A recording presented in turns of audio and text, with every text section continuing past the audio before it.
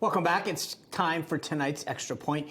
With each passing day, crime has become a more personal and pressing issue throughout the country and a bigger issue in this year's campaign. And now the issue has gone from the cities into the suburbs. Just yesterday, two 17-year-old boys were shot outside the home of Congressman Lee Zeldin, who is the Republican nominee for governor of New York. The teenagers suffered injuries that were not life-threatening, and officials said that there was no connection between that shooting and the residents of the home, meaning the Zeldins. In a press conference held outside the home last night, Lee Zeldin had this to say about that incident. The way this started, the two of them were at the kitchen table doing homework, and they hear gunshots. One of the bullets was actually found about 30 feet from where they were sitting at that table doing homework. At what point are we supposed to talk about the crime on our own streets? I'm standing in front of crime scene tape in front of my own house. You can't get me more outraged than right now.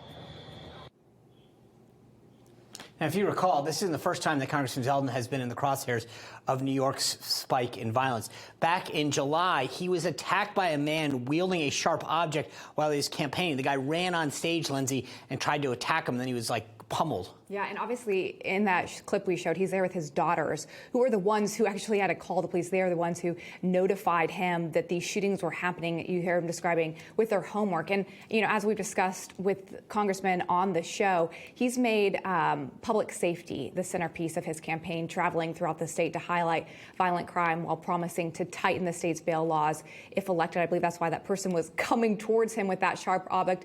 But in a recent wave of violence, Sean, the New York comes with more than 3/4 of U.S. voters say that crime is a major problem and what that will get them out to the polls on Election Day. I will say the current governor of New York, Kathy Hochul, issued a statement last night on the incident at Zeldin's home, saying this, quote, "I've been briefed on the shooting outside of Congressman Zeldin's home, and as we await more details, I'm relieved to hear that the Zeldin family is safe and grateful for law enforcement's quick response." I'm glad that she did respond there, but, she has been very critical of Zeldin. Obviously, they're going against each other in this race, but this just shows, if it's coming out to the suburbs, how bad is it getting? Yep.